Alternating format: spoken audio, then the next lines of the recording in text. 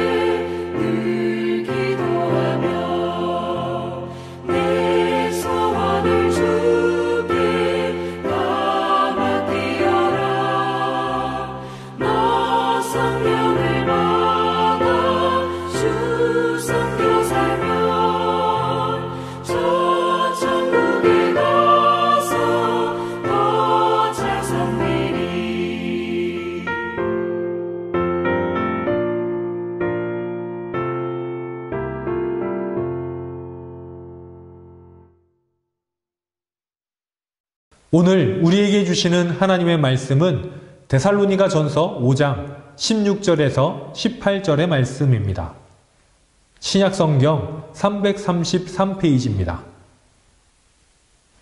항상 기뻐하라, 쉬지 말고 기도하라, 범사에 감사하라. 이것이 그리스도 예수 안에서 너희를 향하신 하나님의 뜻이니라. 아멘. 안녕하세요. 온라인 구역 및 셀 모임의 이번 주 인도를 맡은 김경원 목사입니다. 이번 한 주도 말씀을 중심으로 우리 같은 구역 식구들과 또 우리 셀원들끼리 은혜를 풍성하게 나누시기를 바랍니다.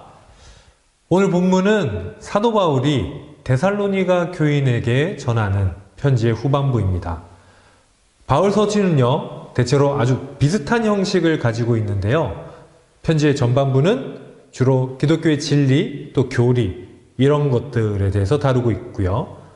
특별히 대상이 되는 교회들의 상황에 필요한 교리들을 주로 다루고 있죠. 그리고 편지의 후반부로 가면 주로 교회 공동체가 추구해야 될 아주 실천적인 권면들을 하고 있는 것을 볼 수 있습니다. 다른 바울 서신과 같이 오늘 본문인 데살로니가 전서 후반부에서 바울은요, 교회를 향한 실천적인 권면을 하고 있죠. 특별히 오늘 본문인 16절에서 18절의 말씀은 하나님께서 그분이 사랑하시는 자녀들을 향한 하나님의 마음을 아주 잘 보여주고 있습니다. 그렇다면 우리를 향한 우리 하나님의 마음은 어떤 마음일까요? 우리 함께 그분의 마음을 느낄 수 있기를 바랍니다. 바울은 우리를 향한 하나님의 뜻에 대해서 이야기합니다. 이 문장을 세번역에서는 우리에게 바라시는 하나님의 뜻이라고 번역하고 있습니다. 즉 하나님의 뜻이란 하나님의 의지, 하나님의 바램을 말하니까 우리를 향한 하나님의 바램에 대해서 이야기하고 있는 거죠. 우리를 향한 하나님의 바램은 무엇일까요? 먼저 기뻐하는 것입니다. 우리 2월 첫 주일 설교에서 담임 목사님께서도 말씀하셨는데 기쁨은 쾌락 또 희락으로 나눌 수 있습니다. 소유와 상황에 따라서 달라지는 물질적인 기쁨인 쾌락, 그리고 하나님으로부터 인한 끊을 수 없는 기쁨인 희락, 이렇게 있죠. 기쁨은 쾌락과 희락으로 나눌 수 있는데 오늘 본문에서 바울이 말하는 기쁨이란 바로 하나님께서 주시는 참 기쁨, 바로 희락을 의미합니다. 때문에 여기에서 바울이 말하고자 하는 바는 단순히 그냥 항상 기분 좋게 사세요, 항상 그냥 좋게 좋게 사세요 라는 말이 아닙니다. 우리에게 주님으로 인한 기쁨이 있어야 된다라는 이야기이죠. 그리스도인인 우리에게 구원에 대한 실제적인 감격 그리고 기쁨이 있느냐라는 어찌 보면 질문과도 같은 말입니다. 이 기쁨은요, 마치 몹쓸 병에 걸려서 시한부 인생을 살아가던 한 사람이 어느 날 의사에게 완치되었다는 말을 들었을 때의 기쁨과 비슷합니다. 또 무너진 갱도 안에서 깜깜한 곳에서 구조대를 기다리다가 지쳐서 이제는 살 의지조차 포기했던 사람에게 다가오는 구조대의 손길, 드디어 빛을 보게 된 사람의 기쁨과도 비슷하죠. 죄로 인해서 영원한 어둠, 절망의 지옥으로 갈 수밖에 없었던 우리에게 다시 생명의 빛으로 오셔서 사망에서 생명으로, 절망에서 희망으로 옮겨주신 그 구원의 기쁨이 우리에게 있어야 한다고 바울은 본문에서 말하고 있습니다. 항상 기뻐해라. 이 단순한 문장 안에는 바울이 구원의 기쁨을 안고 살아가는 사람이란 그리스도인의 정체성에 대해서 말하고 있는 것이죠. 우리가 구원에 의한 기쁨, 그러니까 복음으로 인한 기쁨에 사로잡힌다면 그 다음 순서는 바로 하나님과의 교제입니다. 그것을 바울은 쉬지 말고 기도하라 라고 말합니다. 기도는요, 하나님과 대화하는 것이고 또 그분을 닮아가는 것이며 하나님과 관계를 맺는 것입니다. 어떤 인간관계도요, 서로 의사소통 없이 그 깊이가 깊어질 수 없고 또 이어질 수도 없죠. 하나님과 우리의 관계도 기도를 통해서 깊어지고 기도를 통해서 이어집니다. 따라서 하나님의 은혜로 구원의 기쁨을 누린 우리 성도들은 자연스럽게 하나님과 소통하기 시작하는데 그것이 바로 기도입니다.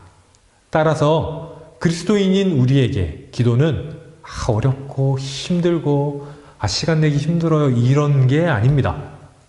그런 게 아니라 우리에게 기도는 구원의 기쁨으로 인해서, 하나님을 만난 기쁨으로 인해서 자연스럽게 이어지는 어떤 현상이 되어야 되죠. 그렇다면 이 기도의 내용은 무엇이 되어야 될까요? 죽을 수밖에 없었던 우리를 그저 은혜로, 사랑으로 구원해 주신 하나님께 우리가 드릴 수 있는 단 한 가지 의사 표현이 있다면 그것은 감사, 찬양과 감사뿐일 겁니다.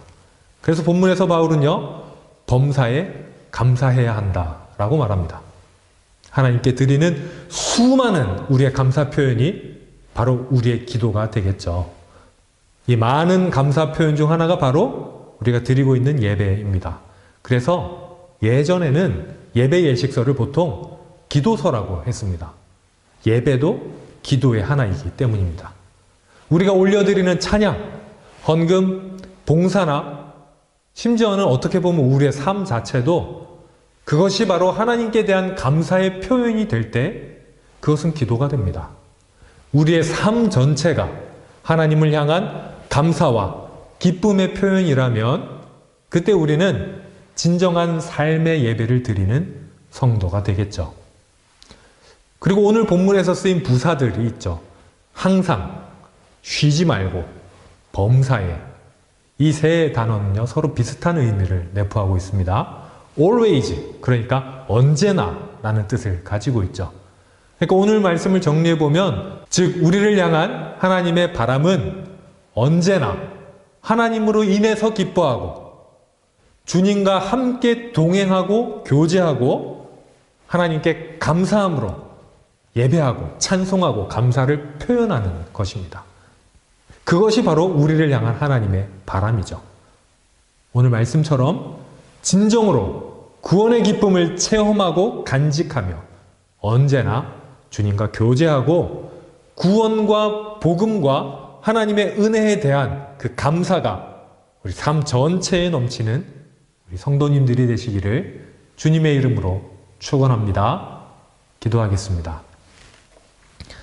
사랑하는 하나님, 우리에게 구원의 기쁨을 허락하시니 참으로 감사합니다. 오늘 본문에서 사도 바울의 말처럼 우리에게 언제나 구원의 기쁨과 하나님과의 교제와 감사가 넘치는 삶을 살 수 있도록, 그래서 우리의 삶 전체가 예배가 되는 삶의 예배를 드리는 성도들이 다 될 수 있도록 하나님 인도하여 주옵소서. 예수님 이름으로 기도합니다. 아멘. 다 같이 주기도문 하심으로 오늘 구역 및 셀 모임을 마치겠습니다. 하늘에 계신 우리 아버지, 아버지의 이름을 거룩하게 하시며 아버지의 나라가 오게 하시며 아버지의 뜻이 하늘에서와 같이 땅에서도 이루어지게 하소서. 오늘 우리에게 일용할 양식을 주시고 우리가 우리에게 잘못한 사람을 용서하여 준 것 같이 우리 죄를 용서하여 주시고 우리를 시험에 빠지지 않게 하시고 악에서 구하소서. 나라와 권능과 영광이 영원히 아버지의 것입니다. 아멘.